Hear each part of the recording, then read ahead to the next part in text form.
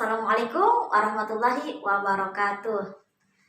Hai anak-anak ibu, apa kabar pada hari ini? Ibu harap semuanya dalam keadaan sehat ya. Amin. Jumpa lagi pada hari ini dalam pembelajaran pendidikan agama Islam dan budi pekerti kelas 4.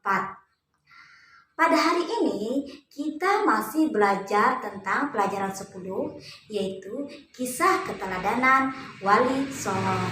Dengan submateri kita pada hari ini yaitu bagian B, kisah teladan Wali Songo. Adik-adik, mari perhatikan gambar berikut ini. Gambar masjid tersebut merupakan salah satu peninggalan yang terkenal dari salah seorang Wali Songo, yaitu Sunan Kudus.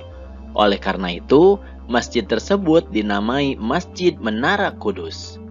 Nah, apakah kalian tahu kisah keteladanan wali Allah yang lainnya? Untuk lebih mengenal tentang siapa Wali Songo itu dan kisah teladan apa yang dapat diambil dari mereka, yuk kita simak pada penjelasan berikut ini. Yang pertama, Sunan Gresik atau Maulana Malik Ibrahim. Maulana Malik Ibrahim disebut juga Sunan Gresik atau Sunan Tandes. Ia lahir di Samarkand, Asia Tengah, dan wafat di Desa Gapura, Gresik, Jawa Timur. Kisah keteladanannya adalah semangatnya mendakwahkan Islam. Sunan Gresik banyak membela rakyat Jawa yang tertindas oleh Majapahit. Ia juga mengajarkan cara-cara baru bercocok tanam. 2. Sunan Ampel atau Raden Rahmat. Sunan Ampel atau Raden Rahmat dianggap sebagai sesepuh oleh para wali lainnya. Makam Sunan Ampel terletak di dekat Masjid Ampel, Surabaya.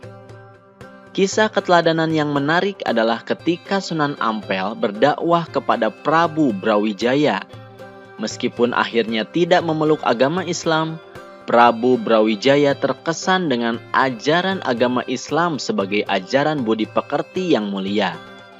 Sunan Ampel mengajarkan falsafah Moh Limo atau 5M. Yang dimaksud dengan Moh Limo adalah tidak mau melakukan 5 perbuatan tercela, yaitu main atau berjudi, ngombe atau mabuk-mabukan, maling atau mencuri, madat atau menghisap candu atau ganja, dan madon atau berzina. 3. Sunan Bonang atau Makhdum Ibrahim.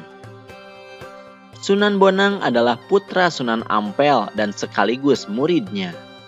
Ia wafat pada tahun 1525. Kisah keteladanannya adalah cara berdakwahnya yang bijak. Sunan Bonang sering menggunakan kesenian rakyat untuk menarik simpati mereka. Ia memasukkan alat musik bonang pada seperangkat alat musik gamelan. Oleh karena itu, ia dikenal dengan sebutan Sunan Bonang. Sunan Bonang juga penggubah suluk wijil dan tembang Tombo Ati. 4. Sunan Derajat.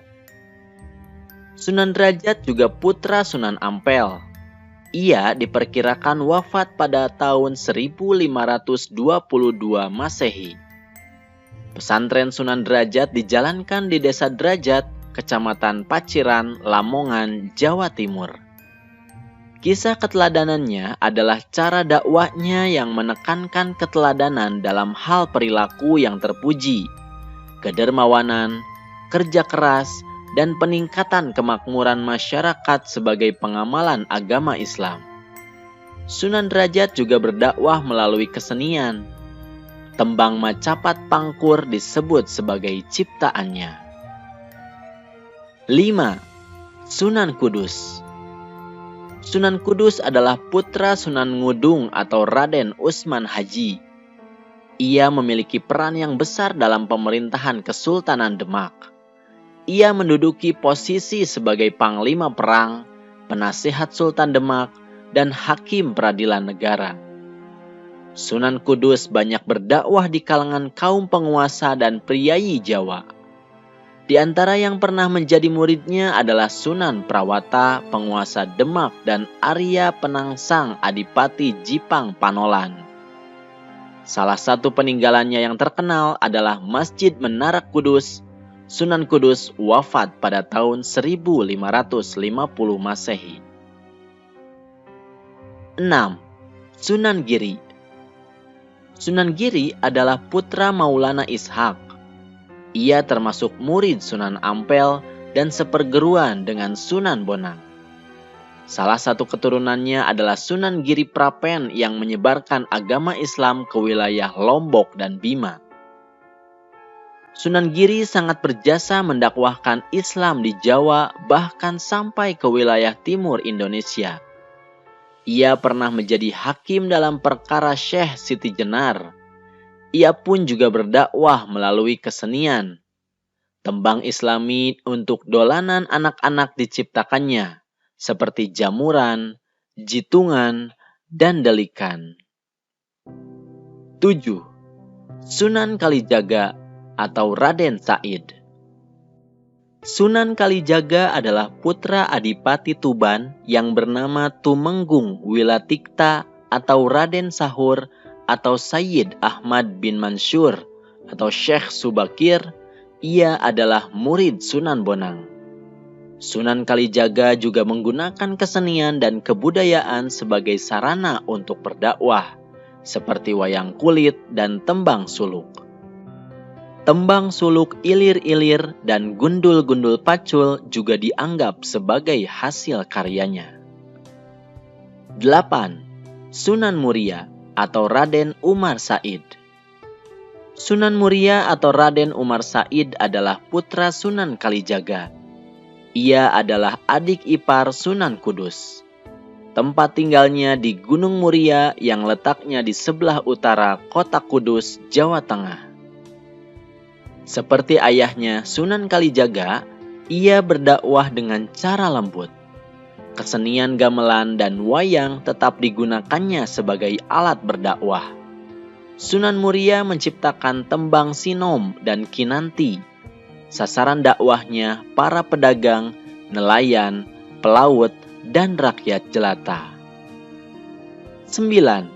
Sunan Gunung Jati atau Syarif Hidayatullah. Sunan Gunung Jati atau Syarif Hidayatullah adalah putra Syarif Abdullah Umdatuddin.